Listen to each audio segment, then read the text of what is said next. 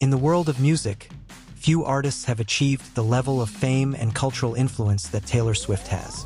But with that kind of success also comes controversy, and one of the most famous legal battles she's ever faced wasn't about money, relationships, or industry politics. It was about a few simple words: players gonna play and haters gonna hate. What started as a small copyright claim would turn into a years-long legal saga that questioned how far creativity can go before it crosses into copying. It all began in 2017 when two songwriters, Sean Hall and Nathan Butler, filed a lawsuit against Taylor Swift, claiming that her 2014 mega-hit, Shake It Off, had stolen lyrics from their 2001 song Playas Gon, performed by the R&B group 3LW. Their song featured the lines "Playas, they gonna play," and "haters, they gonna hate." If that sounds familiar, it's because Taylor's song famously includes "'cause the player's gonna play, play, play, play, play, and the hater's gonna hate, hate, hate, hate, hate." The similarities were undeniable at a surface level, but the question was, could someone really own phrases like that? The lawsuit argued that Swift and her team copied these phrases directly, taking their creative expression and using it in a song that would go on to dominate charts worldwide. For Hall and Butler, this wasn't just about two lines. It was about what they saw as artistic theft, an idea they claimed they had coined over a decade earlier. They believed that even though the words were simple, the particular combination had originality when they first wrote it. And now, that originality, they claimed, was being used to make millions. Taylor Swift's team quickly fired back, saying the phrases in question were far too generic to be copyrighted in the first place. Words like players and haters had been used for decades in pop culture and everyday slang. Taylor herself even filed a declaration with the court, stating she had never heard the 3LW song and that she came up with Shake It Off entirely on her own. She described how she was inspired by her own experiences with criticism, learning to ignore negativity and just, as she put it, shake it off. For her, the song wasn't about copying someone else. It was about empowerment, resilience, and turning hate into something fun. The legal system initially seemed to agree with her. In 2018, the judge dismissed the case, stating that the disputed lyrics were too banal to deserve copyright protection. In simple terms, the court said that common phrases like "players gonna play" and "haters gonna hate" belong to everyone, not to one songwriter or another. But this wasn't the end.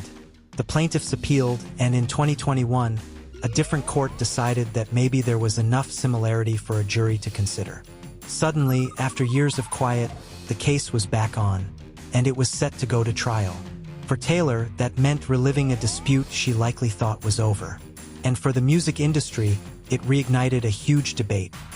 How do you draw the line between inspiration and imitation? Could a few simple, catchy words really be protected under copyright? If so, what would that mean for songwriting in general, where artists constantly reuse common phrases, idioms, and emotions? As the legal proceedings dragged on, Taylor's defense team held firm. They insisted that she had never heard of Hall and Butler's song and that the phrases in question were already widely used long before 3LW released their track. Linguists, fans, and media outlets even dug through old pop culture references, finding examples of "players gonna play" and "haters gonna hate" appearing in movies, online forums, and songs that predated both tracks. The evidence suggested that neither Taylor Swift nor Hall and Butler could truly claim ownership of the phrases, because they'd been part of everyday speech for years. By 2022, the case had stretched out for half a decade. But then, something unexpected happened. Hall and Butler dropped the lawsuit. They voluntarily dismissed it with prejudice, a legal term meaning it could never be refiled. No settlement details were released, and neither side admitted guilt or wrongdoing. It simply ended quietly and without fanfare. Taylor didn't have to pay damages or admit to copying anyone. For all intents and purposes, she had won. But the implications of the case reached far beyond Taylor Swift. It became a key example in the ongoing conversation about copyright in music.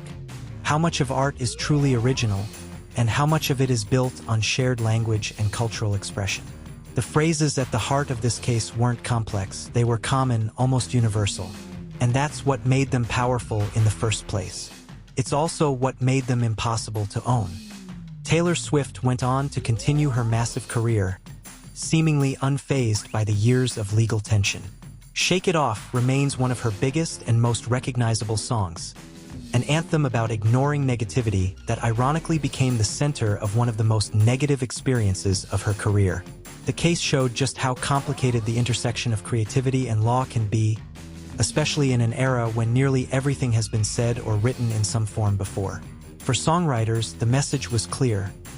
Originality doesn't mean inventing words that no one has ever used. It means giving familiar words new meaning, emotion, and life. That's what Taylor Swift did. She turned simple phrases into a global pop anthem. And despite years of courtroom drama, the verdict of public opinion was clear. The song wasn't stolen. It was simply another example of how universal feelings and universal phrases can inspire something massive. In the end, Shake It Off wasn't just a song about brushing off hate. It became a symbol of Taylor's resilience in the face of criticism and controversy.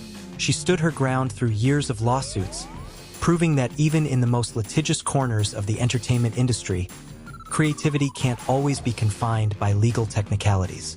Sometimes art just belongs to everyone, and sometimes you just have to shake it off.